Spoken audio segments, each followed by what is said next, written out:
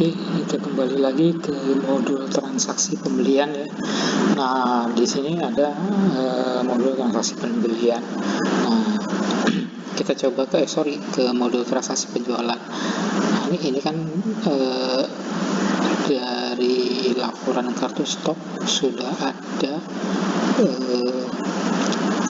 stok barang ya, terutama untuk Telkomsel, karena di tutorial yang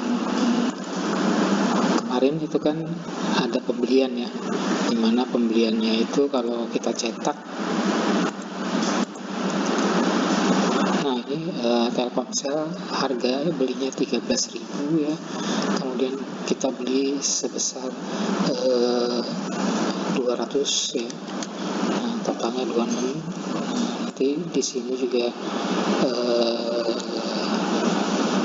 di laporan stok, manajemen stok ya. Nah, kita lihat stok kartu.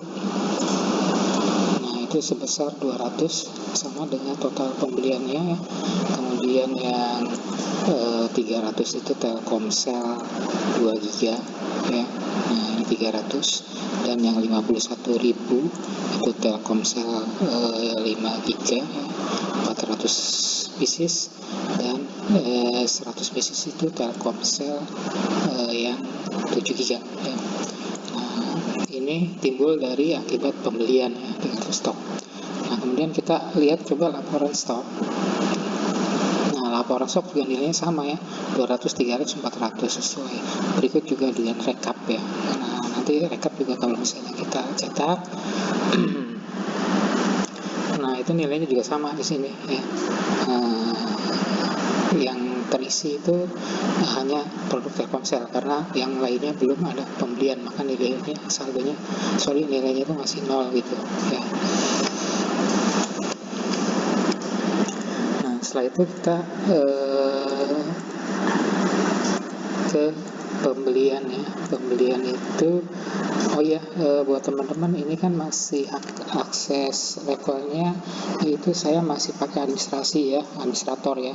Jadi di dalam administrator itu dia bisa melakukan apa saja, baik transaksi, mutasi, pembelian, penjualan, dan lain-lain, karena hak levelnya itu tidak dibatasi. Nah, nanti kalau misalnya kita sudah paham dengan alur pembelian, hasilnya nanti kita akan coba login berdasarkan hak akses masing-masing ya. Jadi di sini biar teman-teman tahu gitu, nanti bedanya login dengan administrator dan login dengan hak akses yang kita berikan terhadap user masing-masing. Nah, ini kan kalau misalnya kita hak aksesnya administrator, nih kita lihat administrator ya.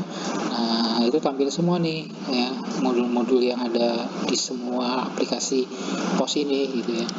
Nah, kita coba implementasi pembelian dan penjualannya dengan hak akses administrator dulu ya, biar teman-teman tahu gitu kan perbedaannya nanti ke depan. Nanti setelah kita paham untuk hak akses administrator, nanti kita coba transaksinya menggunakan login ya, dengan user masing-masing dengan hak akses yang diberikan masing-masing ya. Oke, kita lanjutkan.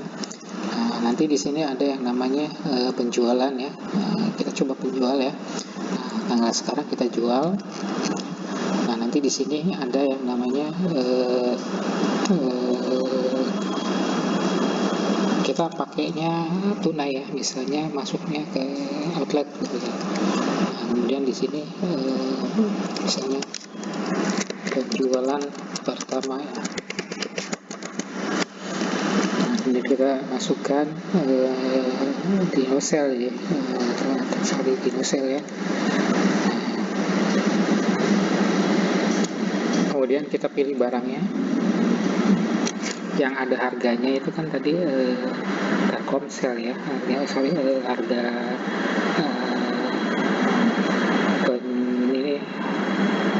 penjualan itu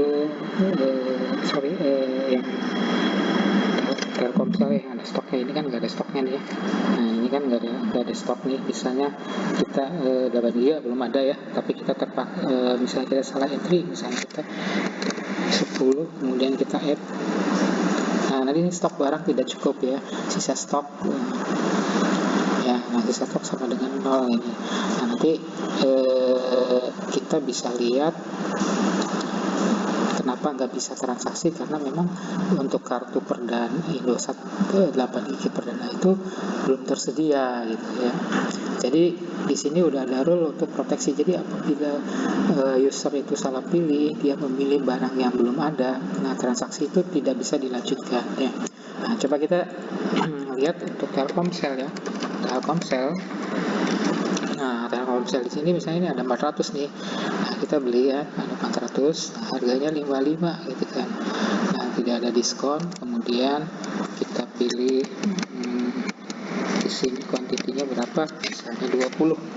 Ya. Nah, 20 kita add. Ya. Nah, sekian kan 20 ya. Nah, harganya berarti sekitar 1.100.000 totalnya ya. Nah, kemudian ada pembayaran. Nah, bayarnya itu di sini kan yang harus terbayar itu 1.100.000. Nah, kalau misalnya uangnya pas 1.100.023, nah gitu kan. Nah, kembaliannya tidak ada, maka kita simpan. Nah, dia akan mencetak ya. Nah, nanti cetaknya itu di sini. Nah, kebetulan ini tidak terkoneksi dengan printer, makanya dia ada ini koneksi karena laptop saya tidak terkoneksi dengan printer yang ada ya. Nah, ini fakturnya kalau kita misalnya cetak stroke, nah, nanti kita cetak stroke ya. Nah, kalau cetak stroke itu dia akan mencetak ke printer yang kecil gitu ya. Nah, bedanya dengan on invoice. Nah, kalau invoice tampilannya seperti ini. Nah, termasuk juga kalau cetak stroke itu tampilannya lebih kecil ya. Nah, itu harus pakai printer. Nah, tadi kita bisa cetak ya. Nah, ini kan tinggal 500 rupiah, DPP-nya sekian, PP-nya sekian. Nah, kemudian PP-nya kita lihat ya, ini bukan 10% sih. Nah, ini PP-nya 11% ya. Nah, ini kalau saya edit, kita kalikan betul enggak ini udah 11% gitu kan. Oke.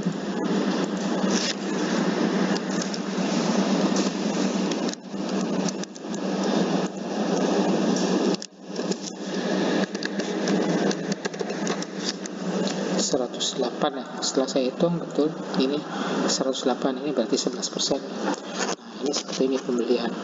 Setelah pembelian selesai ya.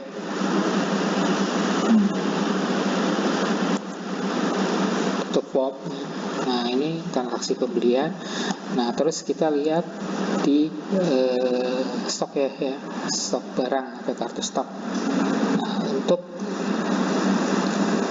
di sini itu kan tadi sudah terjual yang Telkomsel 5GB itu sebesar kalau saya lihat 20 ya, yang 50GB itu 20, tadinya 400, nah dia kan berkurang ya.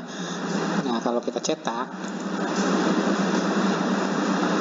nah ini kartunya kelihatan kan ya, tadi masuk 400, keluarnya 20, jadi sisanya tinggal 380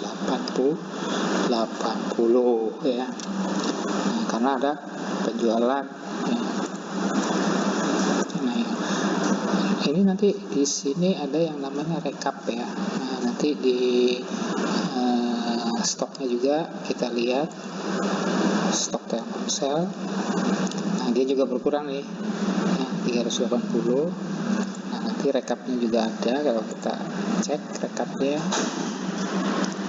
Nah ya, ini kan tinggal 400, awalnya 400, ini 20, berarti 380 ya.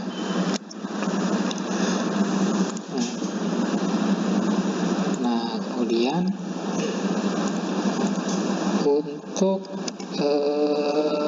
persediaan, nah kita coba cek ya di laporan persediaan,